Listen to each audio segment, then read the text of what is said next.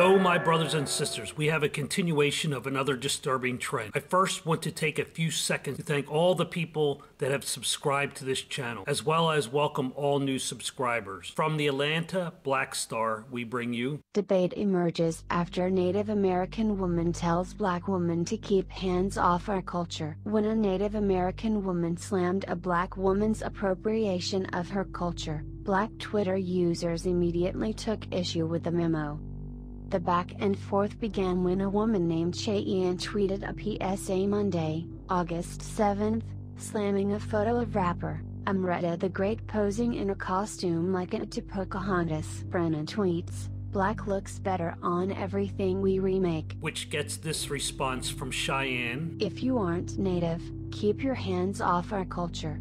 We rock our regalia beautifully every single day." Cheyanne isn't going to have any of this cultural appropriation. "Miss Chocolate Pocahontas is sexualizing Native women in that trash regalia." Official Brianna B tweets, "Sis, you are the Black Pocahontas." Cheyanne tweets back, "Yes, she is a beautiful Black woman.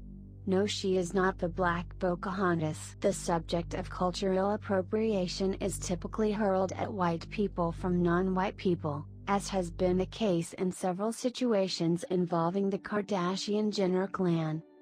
However, Cheyanne pointed out that cultural appropriation can strictly involve non-white groups, too. This is what we've been hearing for several years. There are people who are so clueless about how culture works that they run around crying appropriation every chance they get. People have been trading and sharing their culture and technology for millennia. It was more than likely the building blocks to establishing the modern world we live in. Archaeologists often find artifacts in one location that prove that these people thousands of years ago were successfully mixing with distant cultures. This recent obsession with clothes, hairstyles, and even food is regressive. For thousands of years, humans all over the globe have cooperated with each other, created links from one group or culture to the next, but now in the 21st century, we have this need to say mine and you can't have it. I'm not going to go into how silly the whole subject of modern cultural appropriation is, as others much smarter and well-spoken than I have done so. With this new trend of pointing out our differences, it reverses decades of struggle on the part of civil rights heroes who often paid with their lives to create a world of one people. But these social justice warrior cult types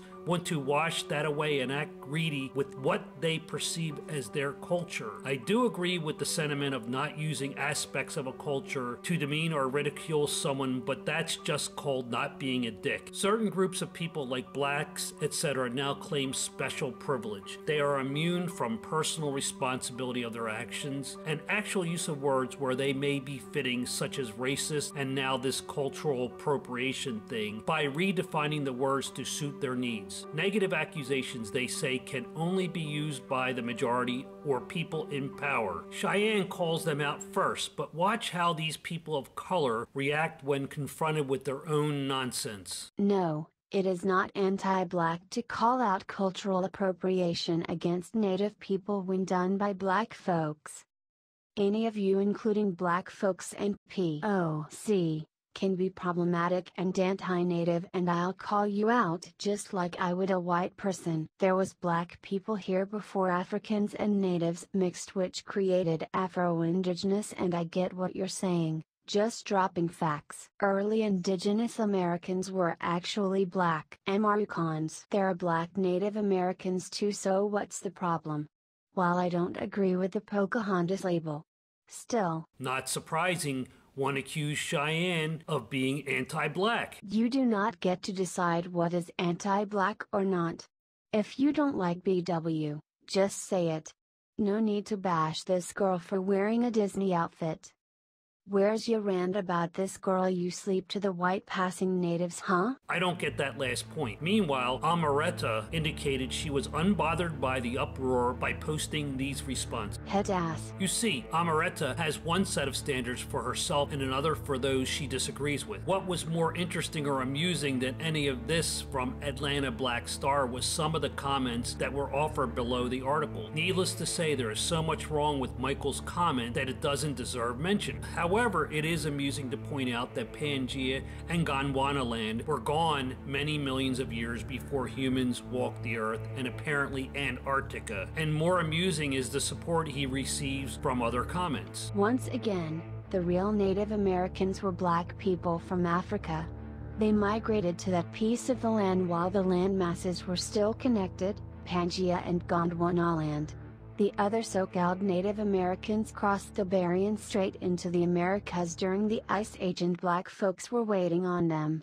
The shit is so deep and fits why people hate our guts. We are the original people of this earth.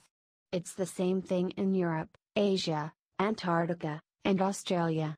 This is facts, and the Caucasian scientists know the truth. Another intelligent brother. Peace to that. The easiest thing for civilized people to do is to be considerate of one another. There are so many important issues that affect our lives. It is not helpful to be creating new pathologies, phobias, and microscopic aggressions to divide us further and create a climate of hostility. Don't live your life like that. Goodbye.